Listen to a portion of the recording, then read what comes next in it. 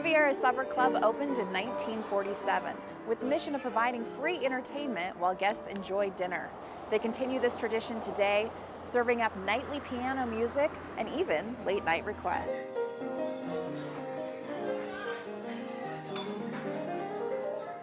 When we were kids, this was our playground. You know, we played out on the patio, which is now the Colorado Ranch House.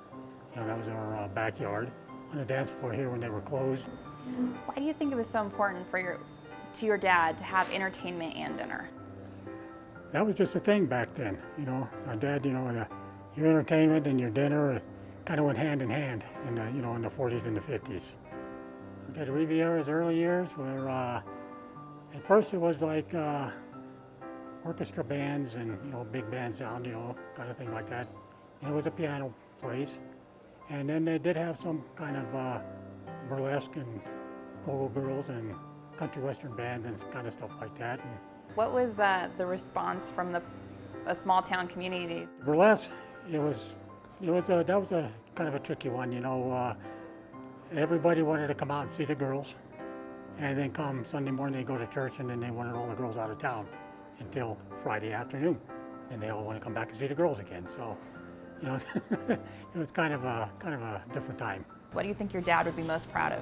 I think my folks would be most proud of that it stayed kind of true to its roots. You know, it's a supper club, and people come here on certain days of the week, certain days of the month, you know, and meet and have dinner and drinks, or, you know, if there was entertainment, have entertainment.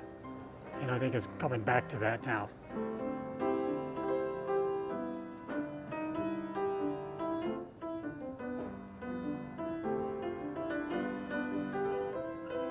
So John, what is a supper club and what is a supper club experience?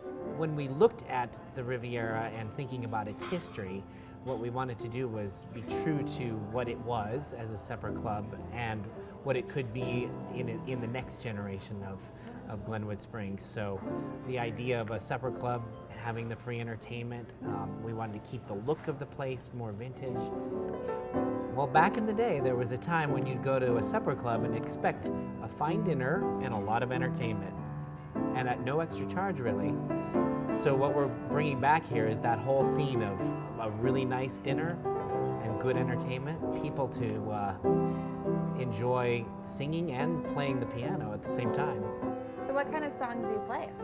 We do everything from the Great American Songbook through Broadway. I play a lot of Les Miserables, is one of my favorites of all time, so I love to play that show. And of course, I have a great background in history with the show for the Phantom of the Opera, so I do love to play some of those songs from time to time. It's not uncommon to hear music of the night on an evening, as well as little Scott Joplin rag. So I love playing here because it's a place to develop new things with new performers in the valley.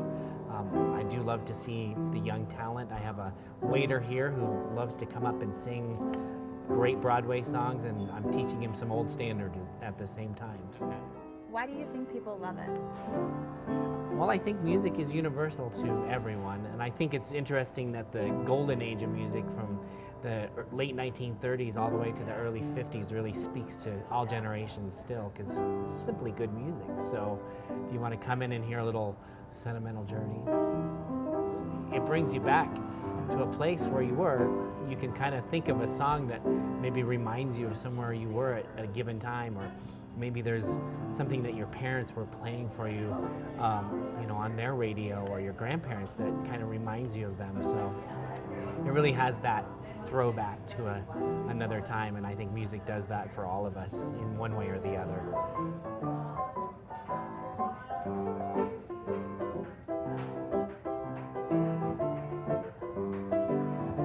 So let's talk specifically about that wonderful food. I know you guys use all organic, naturals, ingredients. What are these dishes? The dishes that we do, it's all seasonal. We're working on our fall menu now, and because we really like to source locally, we like to work with local ingredients and seasonal ingredients. Every time that you look outside, that for me dictates what you want to eat. You know, it's going to be the weather, it's going to be the season, it's going to be what's growing right now, what's really good. You're making me hungry. So on a cold day, we can expect a a wonderful beef stew and you say that this- Yeah, exactly. That's one of the dishes that we're working on that is certainly going to be one of my favorites on the new menu is braised lamb shank. And we're doing that with winter vegetable stew, and then we're working with Vale Brewery and using their porter to create that stew. And so it's something that you look outside and it's 6 inches of fresh snow, and that's perfect. That's exactly that moment you want to capture.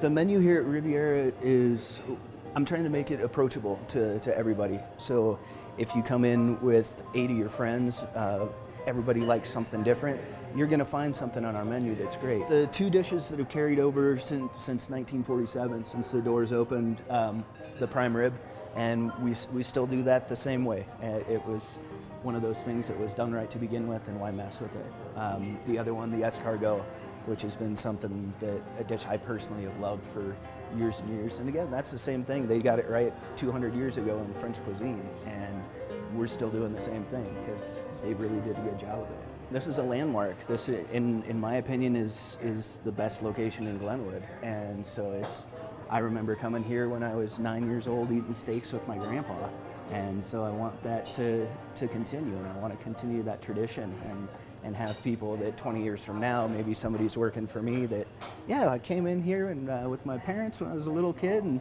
it was so great. That's what made me want to be a chef, and so here I am back here. It sounds like every meal is prepared with your signature on it. I'm fortunate enough to be able to do something that I love. I'm fortunate enough to work with that strong staff and to have Jonathan here too, that this is his passion and his dream as well. So it's been such a blessing.